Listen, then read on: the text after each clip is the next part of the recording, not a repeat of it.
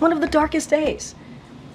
There were law enforcement officers who died because of what happened at the Capitol. I don't like clowns.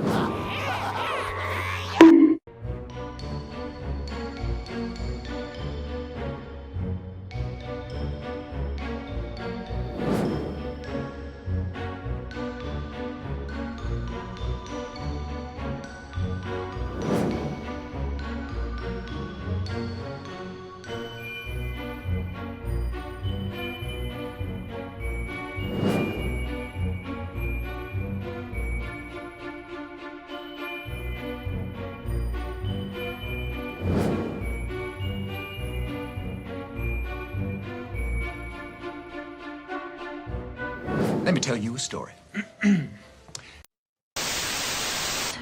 How bad is it? How bad is it? Thank you, Karine. It's been only 2 days since somebody allegedly tried to kill Donald Trump again. And you're here at the podium in the White House briefing room calling him a threat. How many more assassination attempts on Donald Trump until the president and the vice president and you pick a different word to describe Trump other than threat? Peter, if anything from this administration, I actually completely disagree with the premise of your question, the question that you're asking. It is also incredibly dangerous in the way that you're asking it. Oh, nice gaslighting. Because American people are watching. And to say that from an administration who has consistently condemned political violence. You keep using the word. Blah, blah, blah. Threat, threat, threat.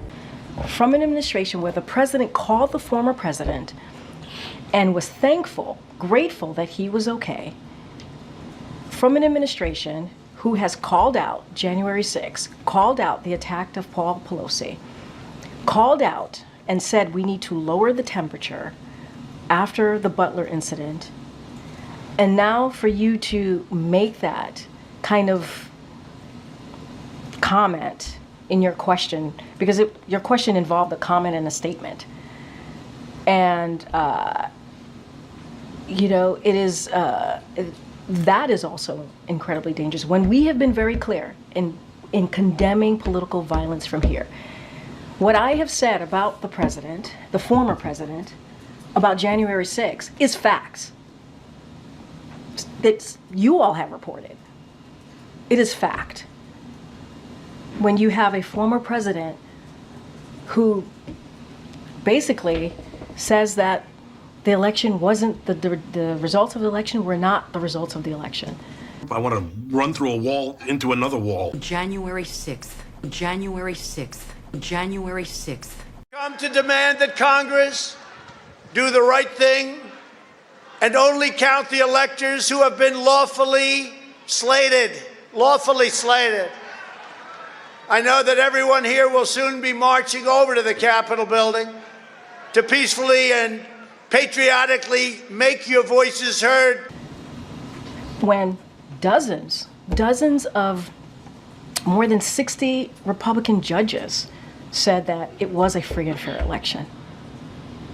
More than 60 said it was indeed a free and fair election.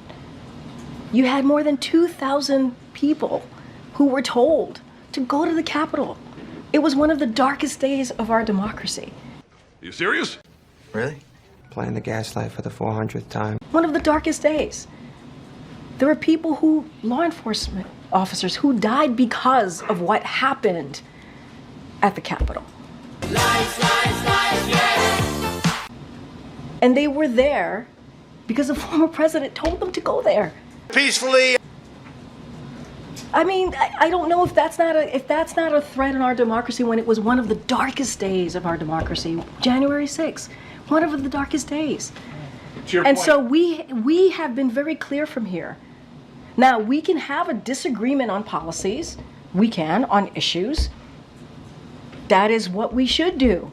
It is important to have those disagreements. It is welcome to have those disagreements on the economy, on healthcare, on foreign policy. But when you start bringing political rhetoric That is not okay. And that's what you've heard from us too. You've heard of differences on policies. But to your point, there are people watching at home who might miss the part where you say, let's lower the temperature, and there are mentally unstable people who are attempting to kill political candidates, attempting to kill Donald Trump, and they are still hearing this White House refer to him as a threat. Is there no concern that people are taking that literally? We're using examples. We're not just saying that just to say it. January 6th, Peter. January 6th. Wait, January 6th. How many times do we have to? January 6th, 2021. That is a fact. What was reported that happened on that day by some of your colleagues. I mean, and we have at the same time denounced political violence over and over, political rhetoric over and over again, over and over again. But I know your focus has to be on this side of the house. It can't be on your side of the house. I get that. I get that. But we also have to be careful on how you're asking me these questions.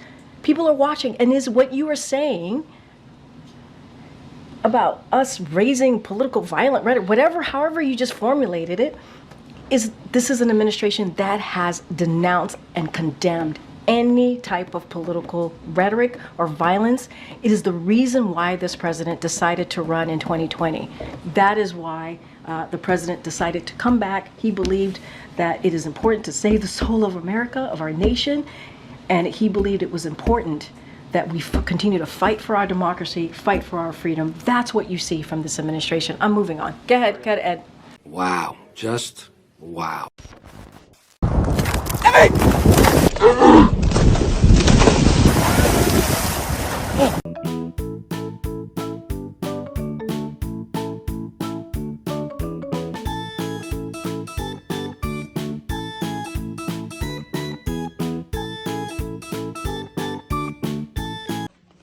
What's in your pocket? It's a little baby Frenchie. Oh my God. Little Frenchie. She's smaller than a mouse. That is Where hysterical. are you? There's the little ears. Come on. Oh. There you go. It is a messed up world.